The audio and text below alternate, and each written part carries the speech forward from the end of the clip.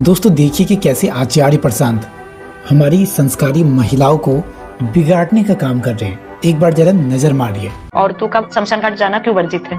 महिलाओं का शमशान जाना वर्जित है तो मरने पर भी महिलाओं को शमशान मत ले जाओ। उन्हें ब्यूटी पार्लर ले जाओ जब मर जाए। जब जीते जी नहीं जा सकती तो मर के भी ना जाए। वेश्या घर में महिलाओं का होना वर्जित नहीं है। जहाँ किसी महिला को कभी नहीं होना चाहिए वहाँ वो है और वहाँ कोई वर्जना नहीं है, क्योंकि वहाँ पुरुष स्वयं उनके खरीदार है, पर शमशान में नहीं जा सकती। दोस्तों वैसे बात तो सही कही, क्योंकि अगर भारत की जो महिलाओं की स्थिति है अगर उस पर नज़र डालें, चाहे अब भारत की जो इकोनॉमिकल कंडीशन है उसमें कंट्रीब्यूट करने की बात हो, या फिर स्पोर्ट्स के फील्ड में दिलचस्पी दिखाने की बात हो, या फिर किसी नए काम को शुरू करने की बात हो, ऐसा कोई भी काम हो जहाँ पर संघर्ष और साहस की ज़रूरत हो, भारत में जो भारत की महिलाएं हैं उनका परसेंटेज हमें काफ़ी कम दिखाई देता है।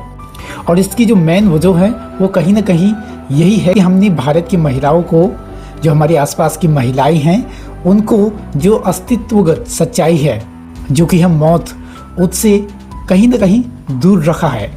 हमने उसको घर का काम पकड़ा दिया है, हमने उसको किचन थमा दिया है, और इसी चार दीवारी में रहकर महिला सोचती है कि यही तो एक पूरा जीवन है, एक ऐसा जीवन जहां ना तो संघर्ष है और ना ही किसी साहस की जरूरत होती है।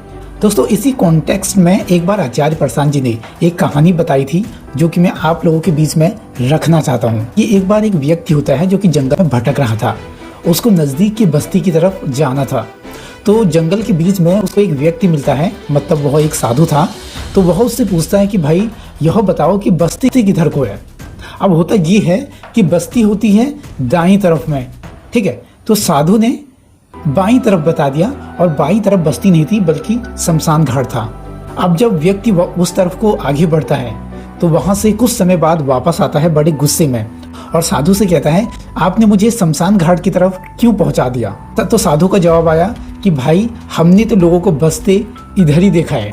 बस्ती की तरफ इशारा करते हुए कहा कि वहां तो बस उजड़ते हैं, जो बसने का ठिकाना है वो तो सबका, तुम्हारा मेरा, सब हर इंसान का इधर को ही है, यानी कि शमशान घाट की तरफ। तो जो इस सिचुएशन में वो व्यक्ति आया तो उसको सीधा सीधा सत्य के दर्शन हो गए, यानी कि मौत के बारे में जो मौत की सच्चाई है वो उसके सामने प्रकट हो गई। हमें ऐसी कहानियों से, विशेषकर महिलाओं को ऐसी कहानियों से जो कि आचार्य प्रशांत जी ने बताई, ऐसी कहानियों से हमें दूर रखा जाता है। क्यों? क्योंकि हमारे मन में अगर ऐसी कहानियाँ प्रवेश कर गई तो जो भी चीज़ें हम छोटी मोटी चीज़ें कर रहे हैं, जो महिलाएं हो या फिर कोई भी व्यक्ति हो जो छोटी मोटी चीज़ें करने में व्यस्त है, वह उन चीज़ों की मूर्खताओं को देख पाएगा और उनसे आज़ाद होने की तरफ आगे बढ़ेगा।